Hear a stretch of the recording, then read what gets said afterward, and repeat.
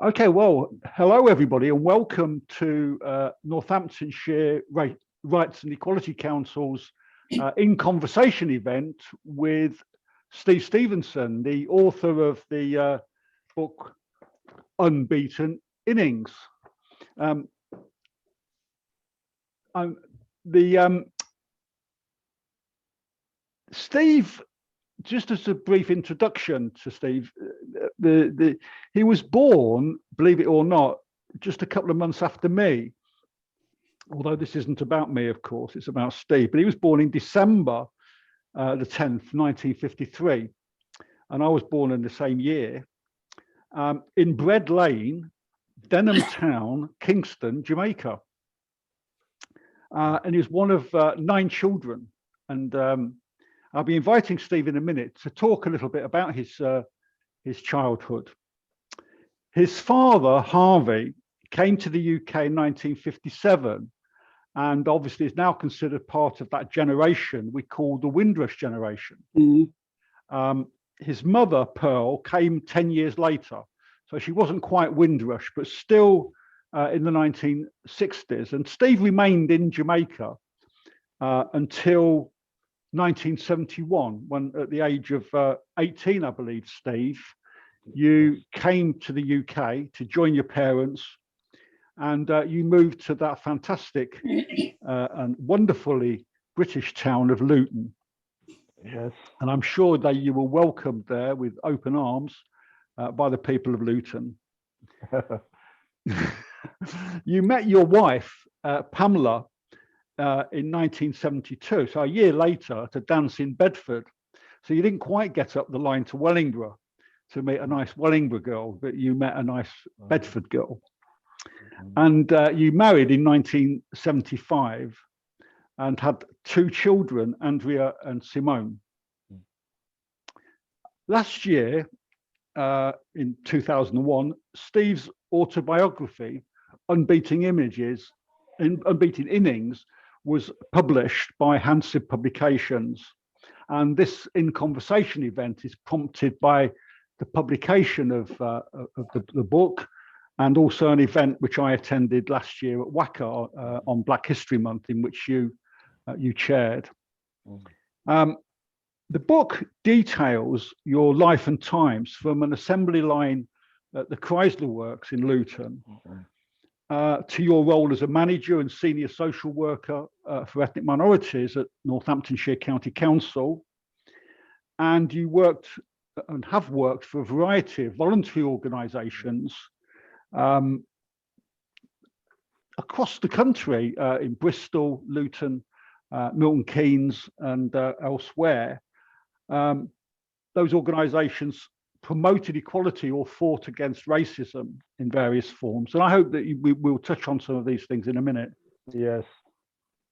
From your passion for cricket and football to fundraising for a variety of charitable causes, you seem endowed with boundless energy, I must say, for a man of your age and my age, of course. We're full of boundless energy still.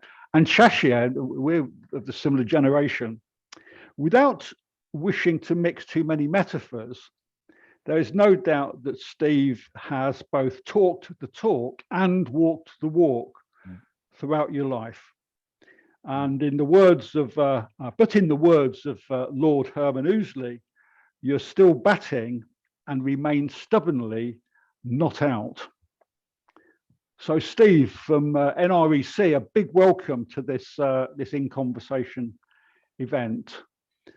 And what I'd like to do is to invite you to kick off, in a sense, with an opening statement, which I think, and some opening words. And what we'll then do is I'd like to share some photographs with people, and for you to talk us through those photographs.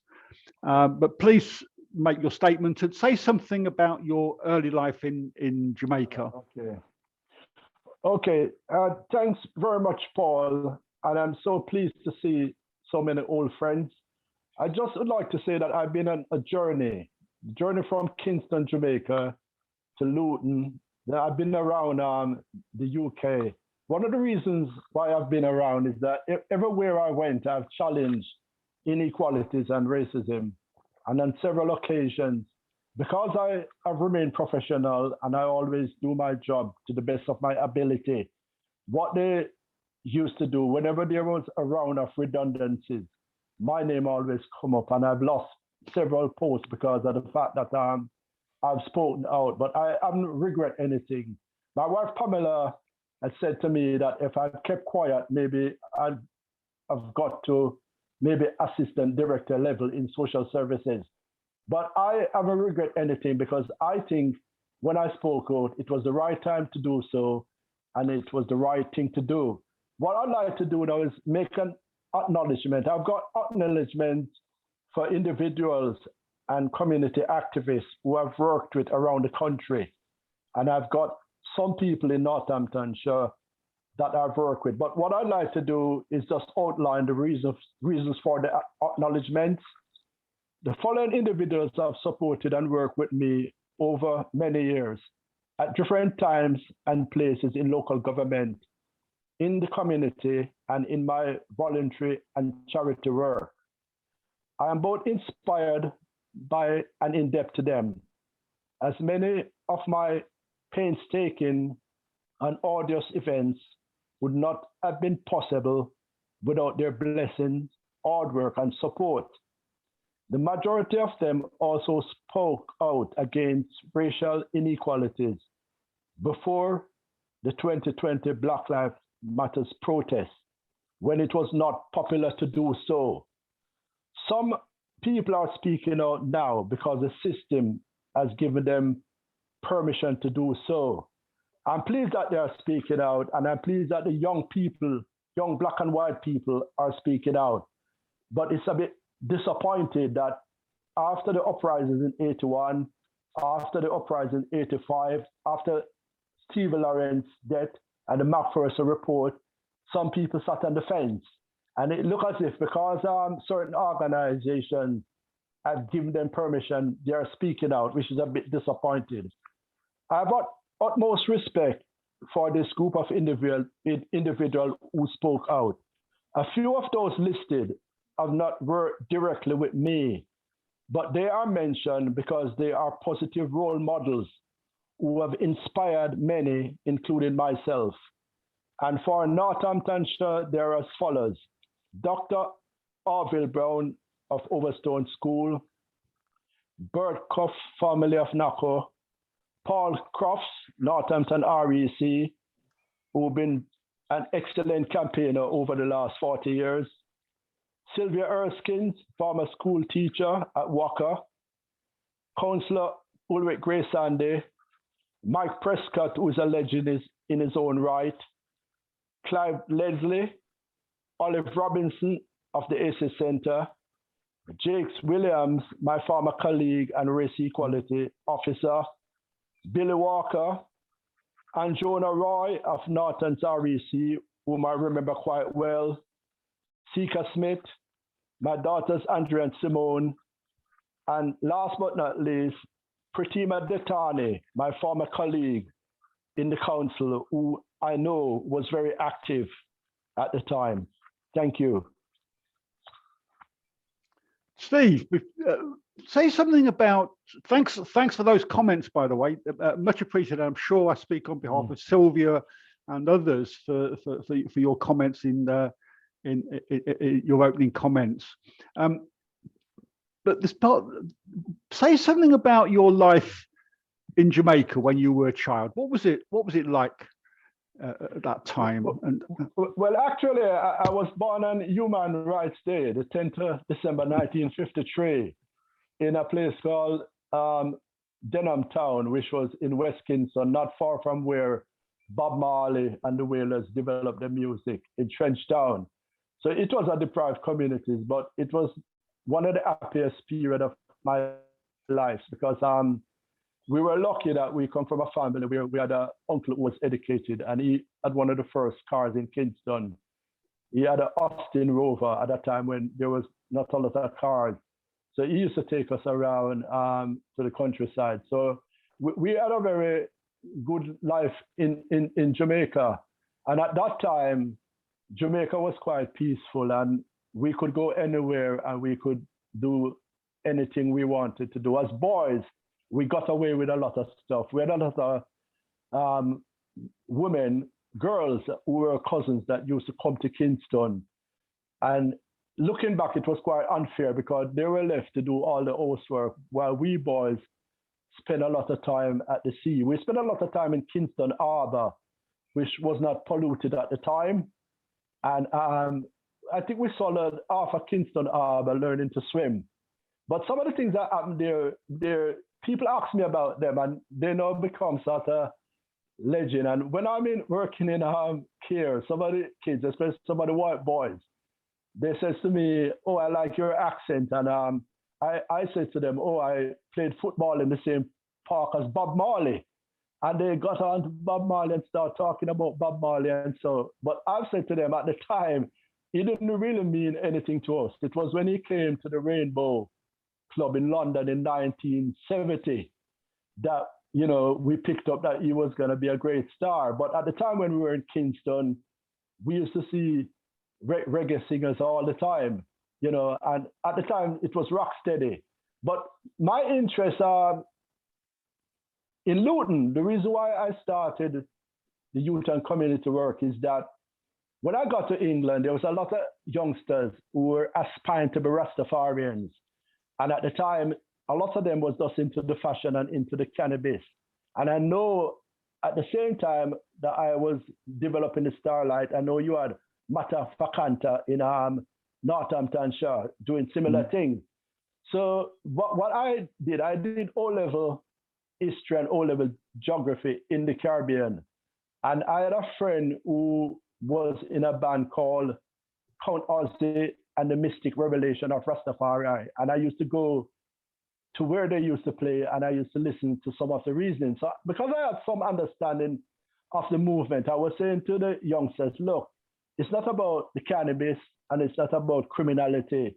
The true Rastafarians read the Bible every day. They are small farmers, they are shoemakers, they are carpenters. And so I was sort of trying to paint a different image. But by then, we had a lot of the stereotypes, which we'll talk about later when we mention racism in the British education system. But I had a wonderful life up to 17, 18 in Kingston. And what was your first reaction when you arrived in Luton at the age of 18? What was your feelings at that time? What was your perceptions of what life was like in Britain at that time? Well, it was really cold, and the smell was different. But I didn't want to come to the UK. I wrote to my mom when I read about the Street of Blood speech by Enoch Powell in 1968, and I wrote to her and I said to her I didn't really want to come to this country because at that time in Kingston, there were the civil rights movement had just taken off in the United States. I didn't understand much of it, but we know things was happening at the time, and we were hearing little things like the names like Malcolm X and Martin Luther King. So I felt that, you know, because of the racism in Britain, I felt, you know, I didn't really want to come. I wanted to go to the University of the West Indies because I was told at the time that I was university material. So I didn't really want to come, but I had to come before 1972 Immigration Act because if I got over the age of 18, I heard it would have been difficult. So I am also a Windrush generation, just. Now you just arrived before the age of 18 when that thing came down, which stopped people coming from children whose parents were here, stopped them coming here. And so you were right that you would have never been allowed to have come here if you'd have left it for another 6 months or so. Yes. But how far did your interest in cricket, which according to your books originated while you were in the Caribbean? You went to watch the West Indies play, and you played cricket as a boy. Yeah. And how far did that develop and continue when you came to the UK? No, what happened with the cricket is that there were some clubs in Kingston owned by the Syrian people, and my aunt was like the cook and caterer, and her husband was the groundsman, and we used to live behind the pavilion. So that's where my interest came from with the cricket. And then I went on to play what they call the Sunlight Cup. At the time, I played against Michael Olden, who was quite quick at 15. He was fierce at 15. And in those days, there were no helmets, so that's where my interest developed. But I went to Sabina Park in 1966 when England played West Indies, and there was a riot because umpire Douglas Sanyu gave Conrad an out, and people felt that he was not out. And I remember Sir Garfield Sobers at the time joined Colin Cowdrey, the England captain, and they went down on the boundary with John Snow, the great fast bowler, to try and stop the people, but they wouldn't listen at all. So what they did was they put tear gas under the stand where I was. And this was the fourth day. I never went back for the final day. But my interest in cricket developed from that time. And when I came here, I became the chairman of the Victoria Mutual Caribbean Cup. And this competition, we had a lot of Asian and Caribbean players who played together for a long time in these competitions. But I leave the cricket for now because I know we are coming back to it. Thank you. What I'd like to do now is I want to share screen with you some photographs which feature Steve in various settings. And I'd like to invite Steve to kind of lead us through the photos. If I think it's a way of perhaps taking this discussion a bit further. So I'm going to share the screen now. So just hang on with me a second. Can everyone see that picture of the picture of Steve? Can you unmute and let me know that you can see it? Yeah. Yeah, good. What I'm going to do now, so I'm going to show the first photograph. What's that all about, Steve? There. That was at Buckingham Palace in 1996. I was one of the youngest Caribbean person to have been given the MBE for my work in Luton. I was 43 at the time, and Zayed Ali from the Caribbean Times came to the fence at Buckingham Palace and he took that photo. Okay. You're looking very smart, I must say. Yeah. And this photo? This was a Citizenship Award in Manchester, and it's Martin Lewis of the BBC on the left, Herman Woolsey at the time, now Lord Herman, and Lord Weatherall, who was the former Speaker of the House of Commons. I heard that there were 170 nominations for this award, and I came third under the highly commended category. But Herman was very disappointed because the mainstream press did not turn up for the event. And Herman told me that if he had put out a press release to say that there was going to be a riot in Manchester, all the mainstream press would have turned up. But they didn't turn up for this event at all. So that's a reflection of the racism of the media, I suppose. They're really only interested when it comes to conflict issues, but when it's to do with achievements and advancing, then they don't have any interest. Okay, who's the next one? That's P.J. Patterson, the former Prime Minister of Jamaica. I was very surprised about this award because when I was chair at the Victoria Mutual Caribbean Cup, I was told that they needed a profile on me, and I sent the profile to the Jamaican High Commission, and then I saw a brown envelope came to my house saying that I had won the Prime Minister's medal. So this was for services to Jamaica and Caribbean people in the UK. Excellent. And I think I know who that is. That's your next door neighbour in. I recognise the face. Who's your next door neighbour in Jamaica? Yeah. Yes, that's John Barnes. I used to live outside the camp, and he used to live inside the camp. And when I've been to Liverpool to see him, he was always teasing me about my poor background and the fact that his father was captain and his father became Colonel Barnes and so on. But he's only joking. Over the years, he's helped me a lot. I've had quite a bit of money off him for cricket gears, football gears, and so on. And you can see from the cover of the book that he still supported me. Yeah. Okay, next one. That's the great Clive Lyde, the former West Indian captain at the Clive Lyde dinner in London. And it was Clive that first invited me into the West Indian changing room at Edgbaston in 1987. We went in and we collect autographs, and at the time you had people like Sir Vivian Richards in the changing room, and one minibat was going like for £80 at the time. I came out of there with some stuff, and I think I made about £1,000, and we used it to help young cricketers that was coming to the UK. That's Chris Gale, who is now a multimillionaire. But the story with him was the fact that in 1994, I went to Kingston, and I went to the poorest club in Kingston, and I gave them £1,000 worth of gears, and Chris was only 14 at the time, and he got a bat. I'm not taking any credit for his success, but he has said that I've made a lot of difference to his life, and that's why he gave a speech in May 2019 at Bristol, and it's been published in the book. So he's also still supporting me at the moment.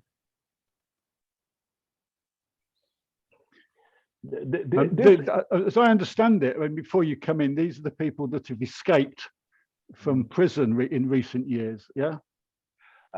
This is quite a groundbreaking event, the first ever of its kind, and it have not been repeated. It's the tribute to the pioneers of Black British football held in Birmingham in 1998. And it's very sad because at the time when I put on this event, I was made redundant from Northamptonshire, and I was at home, and a young English lady that was working at Bedford Race Equality Council helped me to put the event together, supported by Olive Robinson at ACE Centre. And what happened, we had 30 footballers, and this list, I've got 8 guys who played for England: Ricky Hill, Luton Town; Brian Steele, Luton Town; Luther Blissett, Garth Crooks, Brendan Batson, Cyril Regis, who supported the event. And very interestedly, we had Steve McConey in the middle, the first Black professional footballer in the world from South Africa. And he came over to the event with Jerry Francis next to him, who came from Canada. And then we had the great Clyde Best, one of the first Black footballers, one of the real pioneers who played for West Ham. He came over from Bermuda. But what was sad about this event, the mainstream sports organization didn't support the event. And someone turned to me and they said, "Why are you doing the event just for Black players?" And I said, "I'm only one person. I'm not an institution. And it's no way I could do something for all the players in the country." And I said, I was just paying respect to these players because they had inspired us. Because I used to be the chairman of Ebony Football Club, one of the first Black football club in the county of Bedfordshire. So it goes back from there. But Paul Elliott is planning to do a story on this event because he's... So these players here are the pioneers, black players playing in the United Kingdom for England and for British football clubs. These are the pioneers at that time. They came after Walter Tull and others, but these are the pioneers. Yeah, but we honor. There's a booklet, a program, and I honored Walter Tull and the other great player. I can't remember his name straight off. It's Walter Tull, and there's another one. His name will come back to me. We honor them in the book, and we did a story about them. And Phil Vasily, the football historian, he was there, and the manager, Barry Fry from Peterborough, was there. Lofty from EastEnders was there. There was a lot of people that was at the event, over 350 people. It's just that I never got any support from certain sports companies at the time because they were quite racist about me putting on an event like this, which was quite disappointing at the time.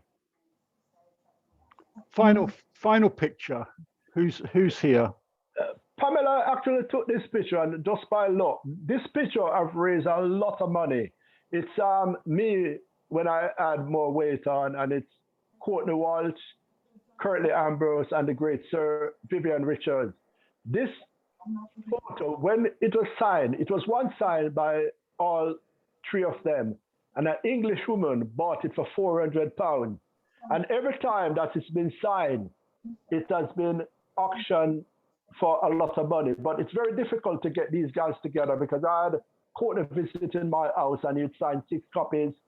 Then Sir Vivian came to see me and he signed 6 copies, and then I can't find Ambrose. So it's only twice that I've got the 3 of them to sign the photo. But whenever it gets signed, it raises a lot of money, and it's still very popular because 3 of the greatest West Indian cricketers of all time. Excellent. I'm going to stop sharing now. So just a second. Okay. Some great photos there, Steve. Thank you very much for sharing them and giving us the stories behind them. I mean, you touched towards the end there on the issue of racism in sport, and there's been controversy recently with Yorkshire County Cricket Club and what have you. And I'm just wondering what your take on this now is. You know, has there been advances in the fight against racism in sport, or are we facing some serious challenges now, which people are burying their heads in the sand? What's your take on where are we going now? Paul, it's no different from local government and the stuff that we've been involved with. But what I'll do, I'll just read an extract from the book about racism in cricket, and then I will sort of explain to you what have happened to me and the ECB. The Victoria Mutual Caribbean Cup and the Clive Lloyd Cup competitions were brimming with Black and Asian cricketers who played second 11 county cricket and never made it to the first teams, despite their immense talents. When I was chair of the Victoria Mutual Caribbean Cup and also manager of Birmingham Cavaliers was a mixed team with Black and Asian players. We had Abid Din, who was the brother of Asif Din. We had Mustaq Mohammed's son, who was also playing for us at the time. Many of the cricketers from both the UK and overseas would complain to me about racism and racist attitudes. However, they choose not to take matters further. The overseas players from the Caribbean feared that they would not receive another contract, and the local cricketers fear that it would stop them from progressing to the first-class game. Before I go on, I just want to say that the racism in there, but what I encountered in Luton with the Luton League, it wasn't racism, it was class. If you didn't play for Luton Town, Dunstable Town, or Bedford Town, you couldn't make it into Bedfordshire minor counties.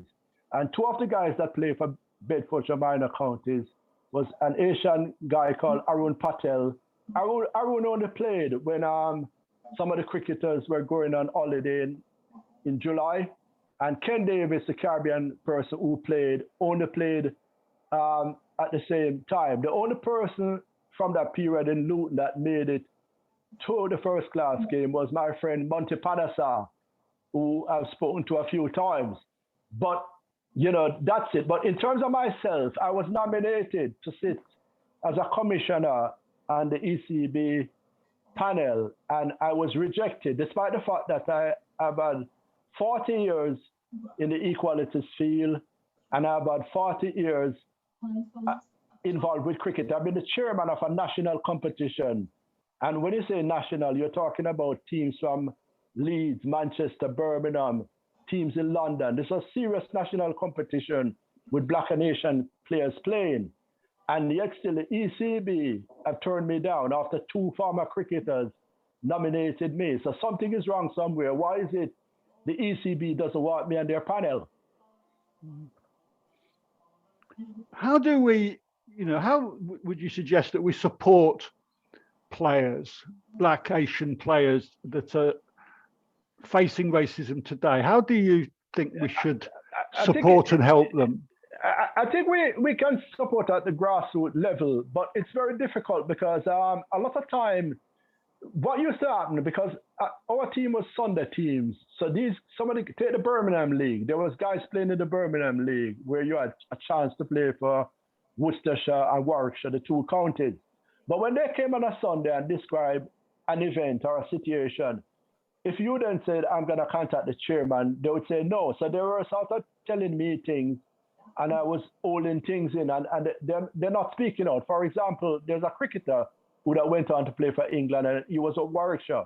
But when he was abused by Bob Ulmer, the South African, and I mentioned it to him that we should complain, he didn't want to complain.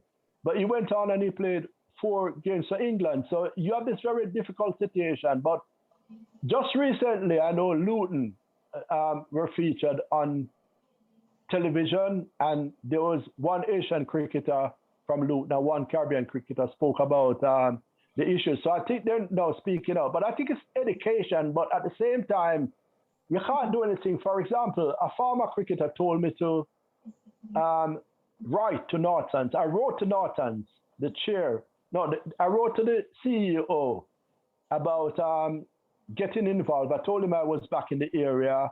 I'm a former supporter. And I said I could be involved in doing equalities training, or could just sit on a panel. I've not heard from Northants, the CEO from Northants. So we still have a problem where they're actually sort of not acknowledging it, because to deal with racism, you have to admit that it exists. So if you don't admit it, then you don't have to deal with it. And that's, Paul, that's one of the problems that we have had in councils up and down the country. There's a denial.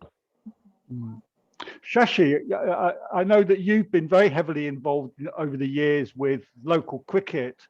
Both, I think you played in for Findon, and did you have any observations you'd want to make on the issue of racism in cricket? Yeah.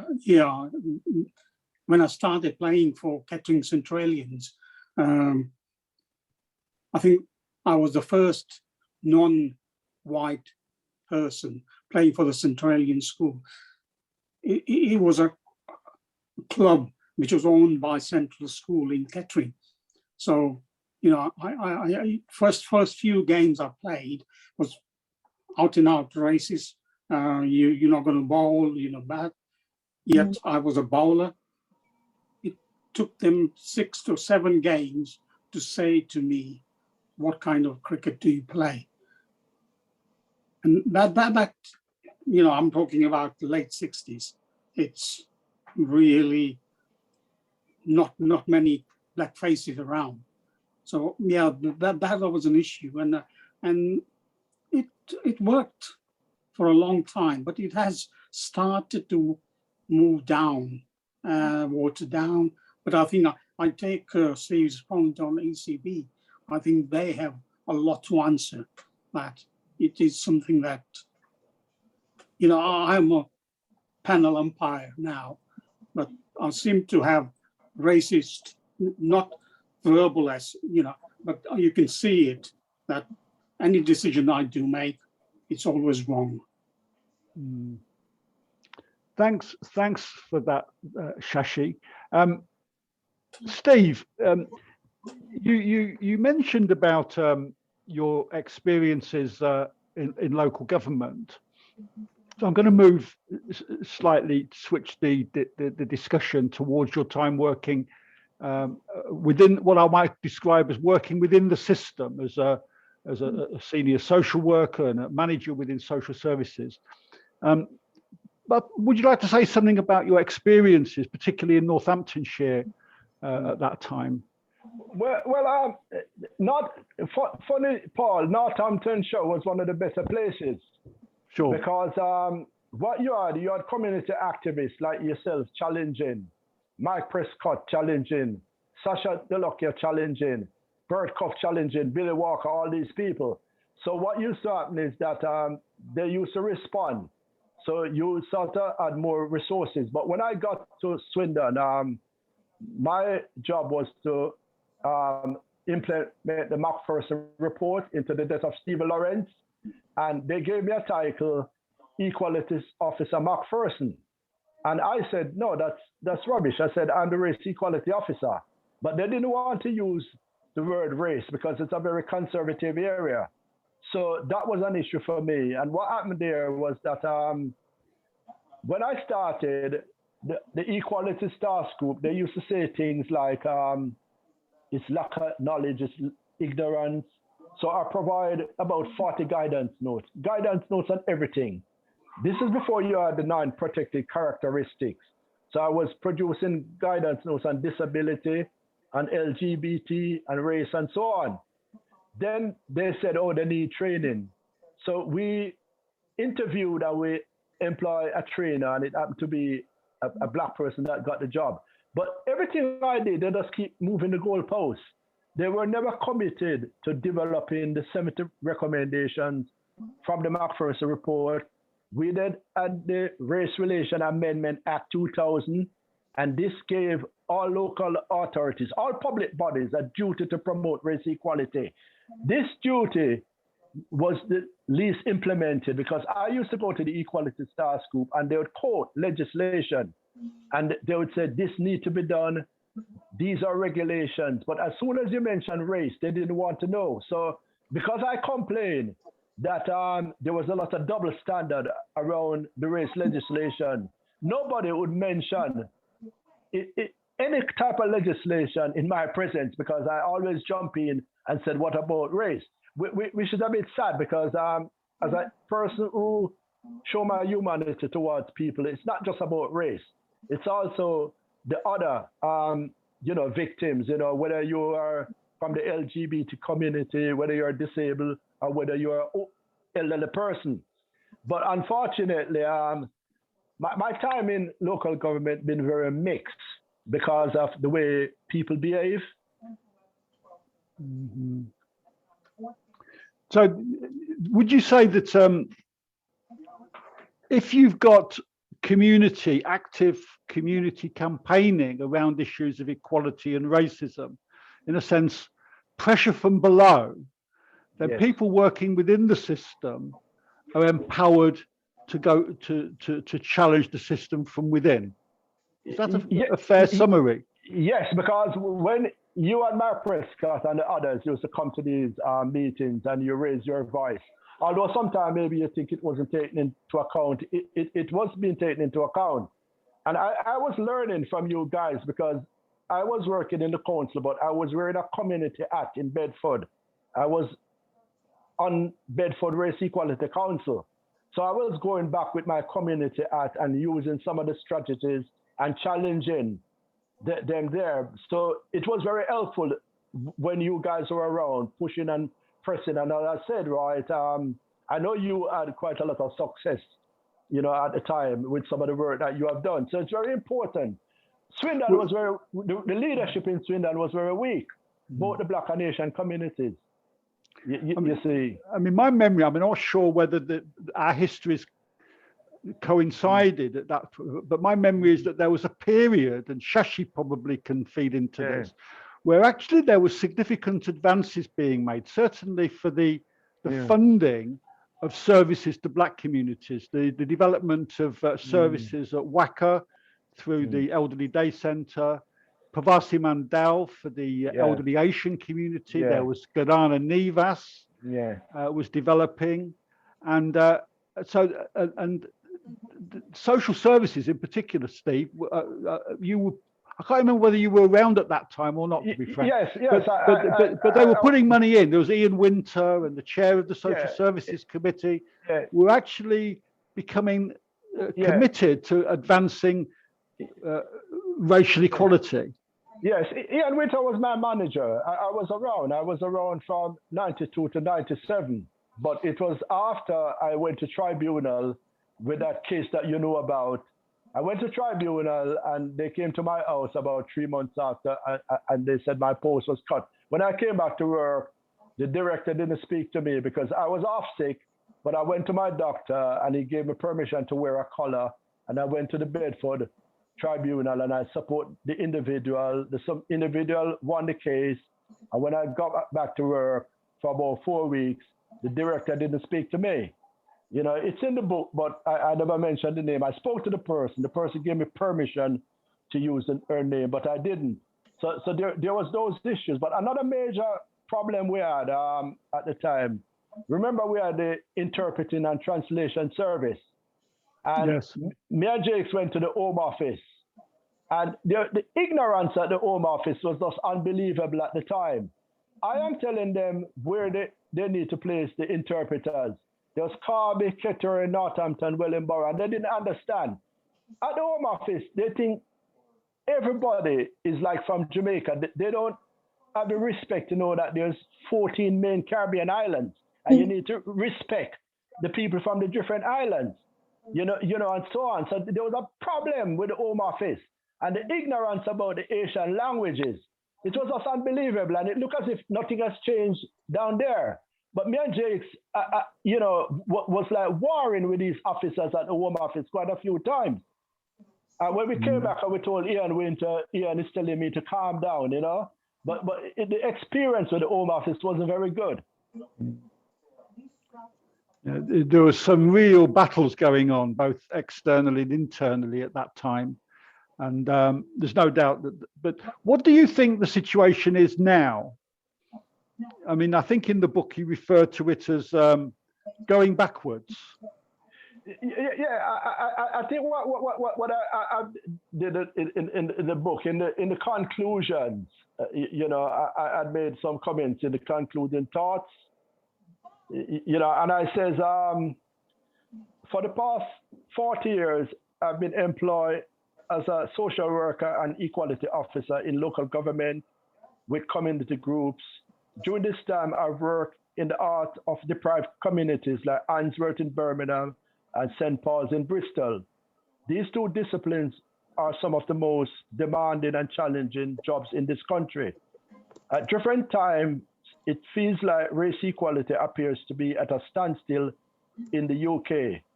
Inequality, lack of social mobility, and exclusion from the economic, social, cultural, and political sphere are among the key challenges facing the UK's Black, Asian, and minority ethnic communities. Such exclusion and inequality, whether it's driven by race, class, gender, or any other means of dividing the country, have a huge cost. And what I was pointing to there is the fact that despite that there's been incremental progress, there's not enough progress, because what I've told, the voluntary sector, I was working for them in Luton for Swindon for a while. And I'm telling the CEO that the South Asian community and the Caribbean community have paid the taxes and the rates in this country for how many years? And they need a services of right. And this woman said to me, what is South Asian? She's running one voluntary action Swindon, and she didn't know what South Asian meant. So you still have a lot of ignorant people around. Some ignorant by design, some people is ignorant because they want to be ignorant. But we still have some serious issues in some parts of the country, and it's compounded by the lack of leadership. And I can speak for the Caribbean community. The leadership is quite weak. The Asian community may be stronger, I don't know. The only place where I see really strong leadership is in Bristol at the moment, because they got Marvin Rees, the mayor, who I used to mentor, and you got several groups down there still battling on. But just nationally, that's one of the problems we have. We haven't got a lot of activists on the ground who is willing to, you know, to fight and stand up for their community. I see Sylvia looking at me. She's one of them that I've kept going in these difficult times. But how much support is Sylvia getting in Wellingborough? Thanks, Steve. You mentioned Bristol, and I'm pleased you did, because I know that you did some. You worked in Bristol for a while at Bristol Racial Equality Council, I think, and you also were part of the very early movement to get rid of the Colston statue in Bristol and to get his name removed from a variety of places because he was a slave owner and a slave trader. Would you like to say something about that? Because it's very, very topical. Yes. What happened? Marvin Rees, the current mayor, I was at the Black Development Agency and I was director at the Race Equality and Human Rights Service. Marvin was in my office and he was like a projects manager. And he kept coming to me and he said, Steve, we need to change the Colston name. We need to change some streets in Bristol, like Lazy Boy Lane, and these negative connotations with refer to Black people. At the time, Colston was responsible for about 80,000 to 120,000 slaves that crossed the Atlantic. So at the time, there was this battle, and this was in 2007. So this thing about the statue being pulled down is nothing new because there was a concerted effort at the time in Bristol to remove the statue and change the name of the hall, because I was invited to the hall once. It's quite an impressive hall, but at the same time, it was very difficult because we were depending on the council for our grants. And at the same time, I was giving them a hammering because there was quite a lot of race discrimination cases in Austin, social service and education. There was a big issue around with the Muslim population and the schools and so on. So there was a lot happening there. So eventually the statue came down, and I've mentioned it in my book. And after years of campaigning, it came down. It wasn't as if it was a spontaneous act. People had been calling for that statue to be removed for years, and nothing happened. So the people who took it into their own hands to remove it and chuck it into the river were doing everyone a favor, really. I think it's true to say. Yes, because another connection, when I wrote Coal Arrival, Life in a Second Homeland with my friend Olive Robinson at Asia Center, we took the elders to the slave exhibition in Liverpool, but we also went to the Bristol Slave Trail, and we saw the cave in Bristol where they used to put the slaves, and that was really sad. So Bristol have got a really nasty history, Bristol, Cardiff, Liverpool, and so on, but it's not being fully recognized. It's just a constant battle. And if you take an anti-racist stand, people then, sort of take it in a negative way. And I've always said, being anti-racist does not mean being anti-white. And people need to understand that. I'm going to suggest we take a 5-minute break at this point and come back in. It's now 8 o'clock. So if we come back at 8:05, but leave everything switched on. Don't exit the meeting or anything. Well, you can exit the meeting and then just reapply to come back in. But stay. If everyone's just kind of perhaps mutes their pic and switches off their video, but we'll come back at dead on the dot 8:05. Thank you, Steve.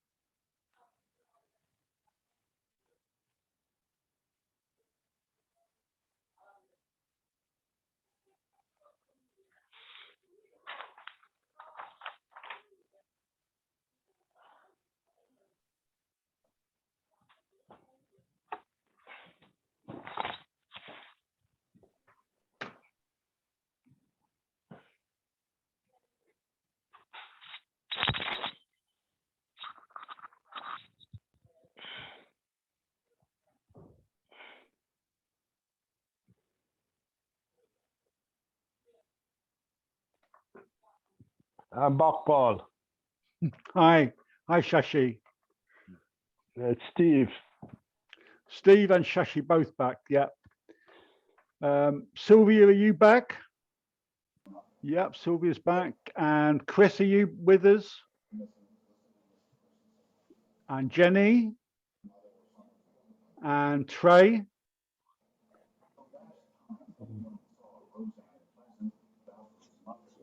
Yes, Trey's there. Yeah, we've even got a picture of Trey. Hi there. I'm going to restart then now. Just a few adverts for a couple of events that REC is sponsoring over the next couple of months. On the 31st of March, we have an event on autism and intersectionality. And Trey, I understand that you're involved in that. Did you want to say something about that event? Hi everyone. I'm basically doing a online talk about autism and intersectionality, and how that. Well, I'll start the talk with autism and policing from an anti-Black ableism perspective, and then move into the Black history of disability, and then I end it essentially with representations of autism in media, and really how that has been whitewashed. So basically, the way autism is depicted on screen impacts how people view it. And if we're only getting a white point of view, then you won't necessarily see the experiences of Black people in that. And that impacts how autistic people are treated in society and so on. So that's basically what the talk is about. And 31st of March. Yeah.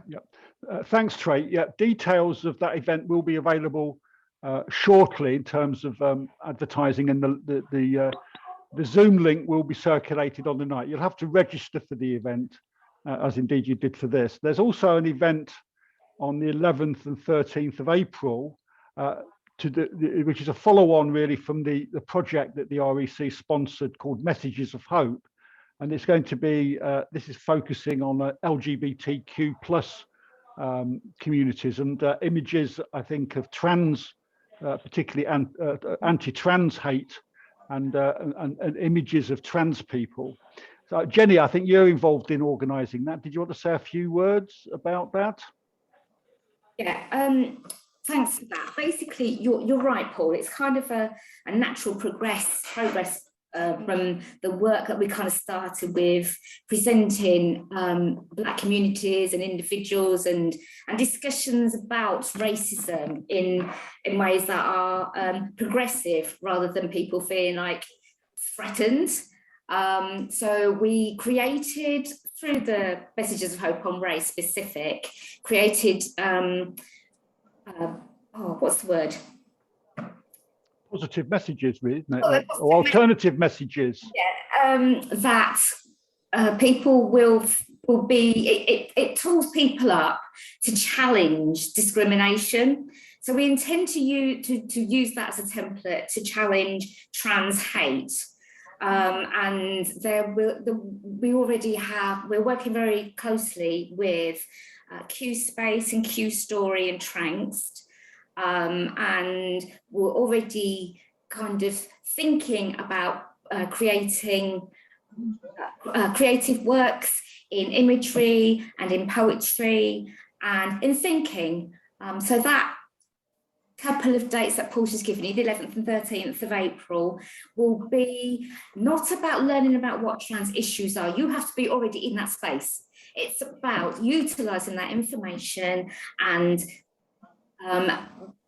giving that information to be informative and empowering. Thanks. Thanks, Jenny, for that. Okay, Steve, we're can I just make a quick announcement as well for International Women's Day? There's going to be a film screening at WACA on the 5th of March,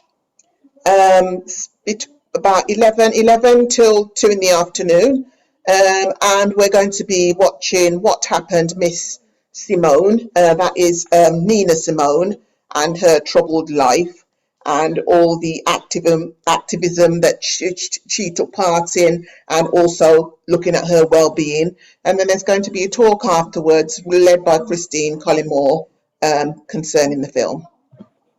Thanks, Sylvia. Yeah, I did see an advert about that today, very briefly. I think it's on Facebook, but yeah, I've clocked that. That's in my diary. What times was it? 11 till 2. 11 till 2.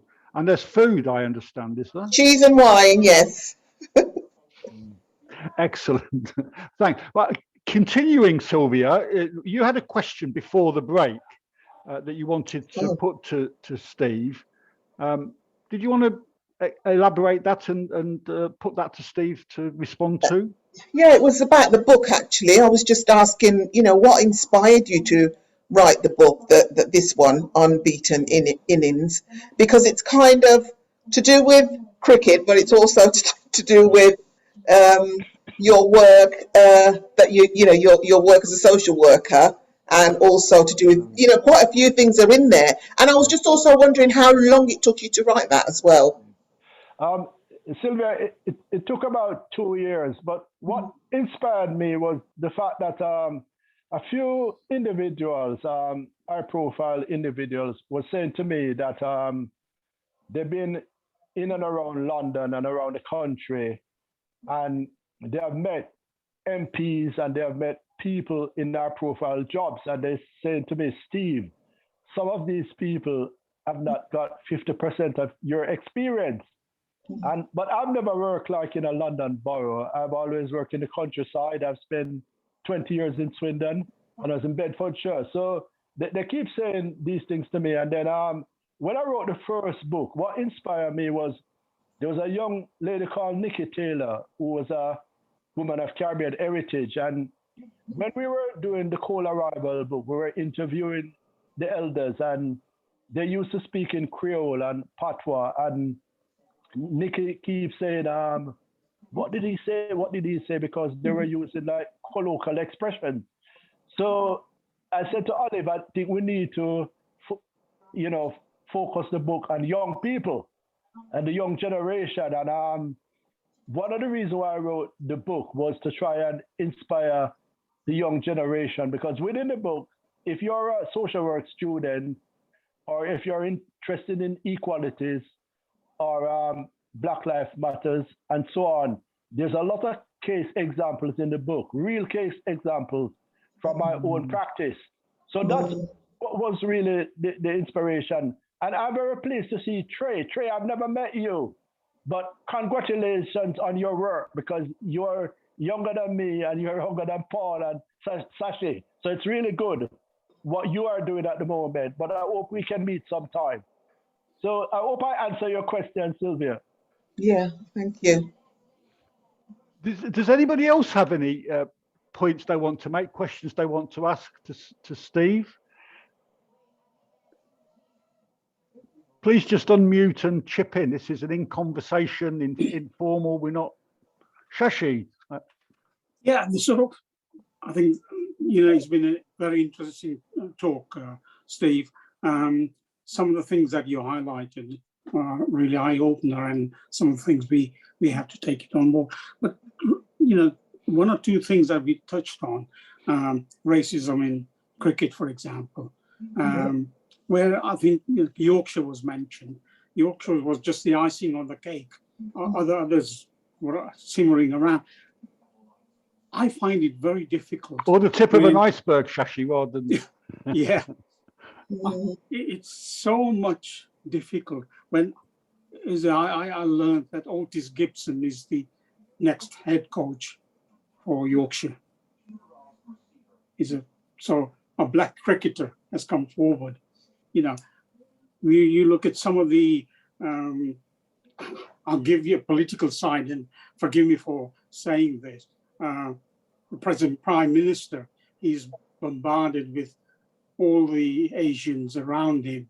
I think he's done so many good things about it. Some of the things he's doing is not, you and I know it. But how do you think to have somebody at a level who's a black person, and I think the white people will hide behind it and say, "Oh, it's your problem." Yeah, I think it's not going to work. Yeah, well said, Sashi. I know Otis Gibson quite well. Good coach, good cricketer, but I'm just wondering if they're using him, because I'm not sure if Otis is up on the equality issues, because the cricketers, most of the ones I know from the Caribbean, they're brilliant cricketers, but a lot of them don't fully understand the issues. It's only when they're directly affected by it. But one of the problems we have is that they tell me all sorts of stories, but they just want to go forward. It's mostly like the club cricketers, league cricketers, the test cricketers. They didn't have a lot of problems, but at the same time, they used to pick up like on the racism too, and sometimes they challenge their colleagues, but they sign contracts with confidentiality clauses, so sometimes they didn't speak up. But I've been told a lot of things that I can't speak about, but at the same time, slowly but surely, they're all coming out and they're all making their various statements. I'm leaving it on these black footballers and black cricketers and other sportsmen to speak out, because I can't speak for them. And they're saying that, sometimes they don't want to say anything. But at the same time, you are right. I don't think Otis should be put into this position, because he's not there to solve all the problems in Yorkshire. So, I'm watching this space. Yes. Any other points? Oh, can I ask a question? Sure, Tree. Yeah. I missed the first half of this session, so I'm not sure if this has been talked about already. But what would you say about getting more specifically like Black and Asian young people into cricket, at least on Northamptonshire level? Because I've been playing cricket since I was 6 years old, but I only got into it because my granddad played, and my grandfather's Windrush from Grenada, and he played in Grenada before he came here. But also the nature of getting into cricket in this country is either you either live near or in a village, or you go through the private school system, because I think the private school to cricket pipeline is quite significant.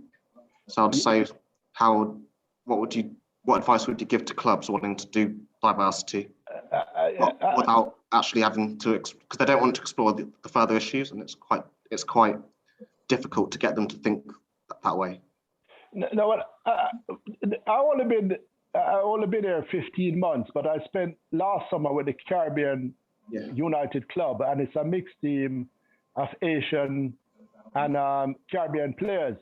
But it's very difficult because the team that's out there at the moment, sometimes when they go to these villages, it's like, you know, they're invisible. There was a situation at a ground when a white player was concussed, right? And there was a Asian gentleman there with his son. Nobody paid him much attention, but all of a sudden, it was announced that this Asian person was a doctor, and he went and he treated the player. But before that, they were sort of just invisible. But what I'm saying is very difficult for the Caribbean community because we haven't got a lot of youngsters in the system. But what the ACE program have done, Ebony Rainford Brent, the former first Caribbean woman to play for England, she started the ACE program in London, and she started out with 7 Caribbean kids because you have the South Asian program already. So this have come online, and she's down to 25 talented youngsters. And I got a youngster from Hertfordshire. I got Troy into that 25, and he's doing very well. But it's very, very difficult because we haven't got the numbers. For example, in Luton, when I was in Luton, when Luton United was the strongest team there, and then the Asian communities were coming behind us, and it ended up right like a full Asian league because the Asian teams came from like the 4th division, and they all ended up in the Premier Division. But when they got to the Premier Division, the people who used to run the cricket wasn't so interested in running it anymore. But I think the league is still going on down there. But it's very difficult for our community because we just ain't got the numbers. But at the same time, I think we should still try because when I've been to cricket matches, we spend a lot of time mentoring people and speaking to people because when you're at a cricket match for the whole day, there's a lot of time to speak to youngsters. And if you got adults there, it's good to help people because although we talk about sports trade, my plan A is always education and my plan B is sports. And whilst I've used sports as a vehicle for change, I'm always saying to people about getting themselves educated. And I know the Asian community have done that better than the Caribbean community in sort of educating the children. But we shouldn't give up. We should still, try. But sometimes it's really heartbreaking. I was at Newport Pagnell when Luton played, and an Asian player was abused on the field. And when he came off and he told the Luton captain, who was Caribbean, he was saying to the Asian young man, leave it alone. And I said, no, you shouldn't leave it alone. I said, he's been racially abused. So there's still problems for young Asian and Caribbean cricketers because when you're talented, if you don't have the support on that ground, because all cricket works, right? The people who are playing county cricket, if you go to the ground, they got their mom on the ground, they got their dad, they got their aunt, and they got their uncle. And these people have formal relationships with the chair, the committee, the panel, and so on. So you find that Black and Asian Caribbean players are at a disadvantage because we haven't got that formal network. And you see, so that's one of the issues if you haven't got the formal network. But if you look at the setup, a lot of time you look around the ground and these people are connected to the club. And it's very difficult for us to get into those clubs. You have to be 3 times as good as the average white player, which is a bit sad. Yeah, definitely. I found that in Northamptonshire as well. At every club I've played for, it's been like that. And I most recently played at Long Buckby, which is just outside of Daventry. Yeah. And it was very, I guess you would call it, I think McPherson called it a canteen culture in relation to Yes. policing, but that could just Yes. apply to any institution, no less than in cricket. No, sure. The same scenario that you get in the public body with the institutional discrimination is the same thing happening in sport, because what happened at Yorkshire is that they would have published a report because they know the report was negative. Nobody would take ownership, right? Because race is a taboo subject. And I see him spoke about race and nobody wanted to know. And that's what is still happening. A lot of people haven't come to terms with their own racism and they don't want to deal with the issue. So what they do, blame the victim.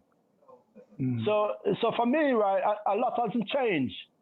You know, we have made incremental changes and we have had talented players that have made it, like Monty Panasa. He was a brilliant cricketer and he's done well. But Monty and Devon Malcolm, then they have come like, you know, sort of every now and then. And Devon Malcolm also had a lot of racism thrown at him when he played for England.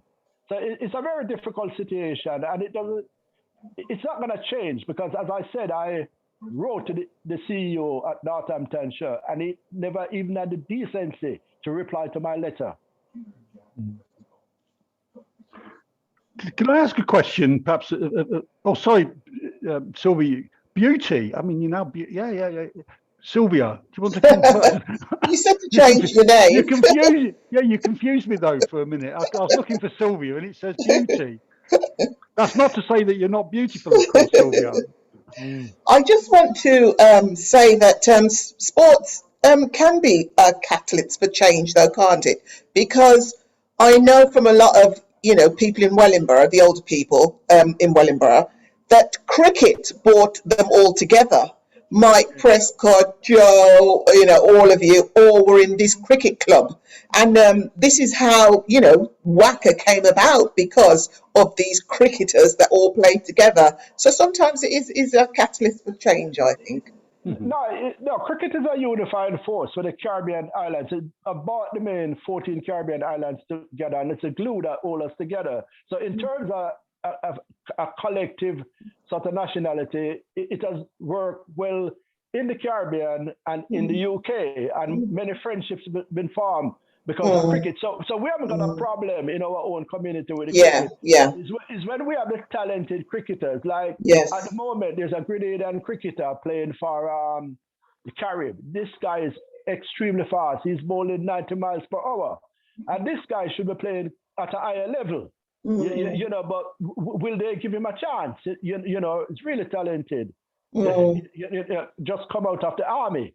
But what I'm saying is that even those matches, I've been to some of the matches, and one of the finals, the umpiring was biased, and that's still around. You are playing against 13. It's 11 aside, but this team that consists of mostly Asian and Caribbean players playing against the two umpires. That's not fair. Before we get off this topic, I just want to share a photograph. Some of you may have seen it, which appeared recently. I don't know if can anyone see? Can you see that? No. Where is it? Can you see that? Just There's a really handsome bloke in the middle. And there's Mike Prescott and Les Parsons. Oh, all right. And that is at a cricket match. Okay. That was when we used to have, didn't we, Shashi? We used to have the Three Centres cricket match. Do you remember Shashi, you're muted. We used to have the WACA, the Victoria Centre and the Hindu Community Centre. Oh, you were looking we used to have an annual cricket match in Eastfield Park. To bring communities together. Three of you were sitting there watching me bowl. I was bowling. Yeah, almost certainly. And I remember going into bat later and twisting my knee the day before I was due to drive to France, which was a real bummer. But no. I mean, I mean, Trey, perhaps this is a bit of a challenge for the REC and Sylvia and Shashi. Perhaps we ought to restart some kind of community cricket match or annual cricket match between different communities. I mean, you're right in a sense. Although cricket, to be honest, cricket is not mainstream now within any communities. I don't think. Much more likely to be football than cricket. Or basketball. Or basketball. Cricket is, I mean, I noticed that Eastfield Park, for example, no longer has a cricket pitch. Virtually all the public parks used to have cricket pitches, but they were removed, I think, due to things about health and safety and stuff. I don't know any of the secondary schools in Wellingwood that play cricket other than the public school. So the schools don't play cricket anymore. They play football pretty well, and occasionally you'll find rugby being played, but cricket, just not played now. So there's a real problem, I think, with cricket. It's a great sport though for a Sunday afternoon if the weather's good. I mean, that's the other problem with cricket, of course. I think that's something I'll definitely be interested in. It's something I've talked about with my other colleague, Shireen Ingram at Northampton. Paul, do you know about the charity Northampton? No.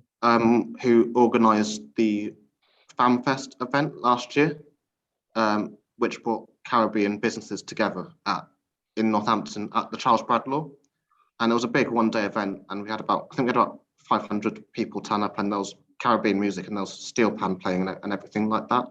But we also wanted to bring back the community cricket team, and getting mixture of young and elder players to come back and play on the racecourse as it was in the 1960s or the 1970s. Bit of nostalgia there, yeah. And you won't get me playing, by the way, Trey. I mean, my knees are too knackered to play cricket these days, or to play anything, frankly. I've actually got one of the old photographs as well from the 70s. It was one of the team photographs, and I think it's got Les McFarlane is in it, and a bunch of other players are in it as well. So I am looking to start something there with the elders and trying to get younger people into it as well. But it's really difficult considering the bad press cricket gets already. Yeah.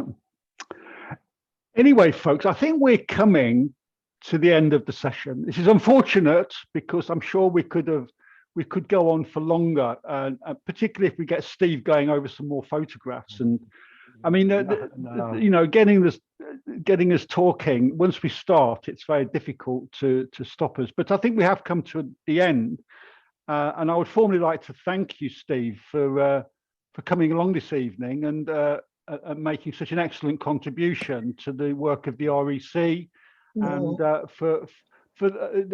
this interview, of course, and this session is a historic record now, and hopefully it will be widely. The video of this will also be widely viewed.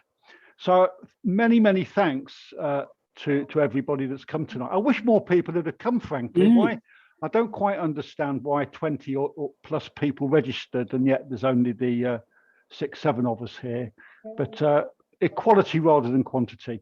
So thank you very much, and I'm going to end the meeting now. Has anyone got anything finally they'd like to say? Steve, have you got any final words? Yes, my final word is Paul, I'm really pleased to see that Northampton Rec is still going.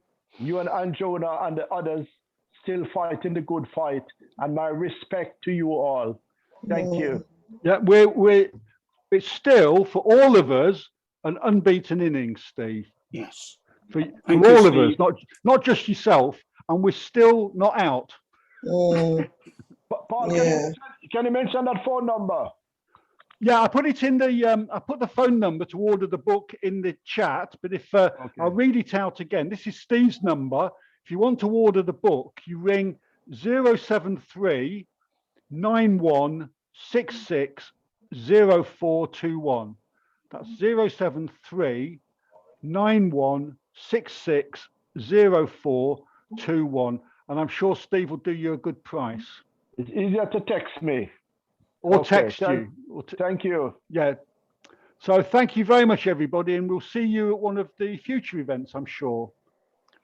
Good night. Good Bye. night. Steve, Bye. thank you.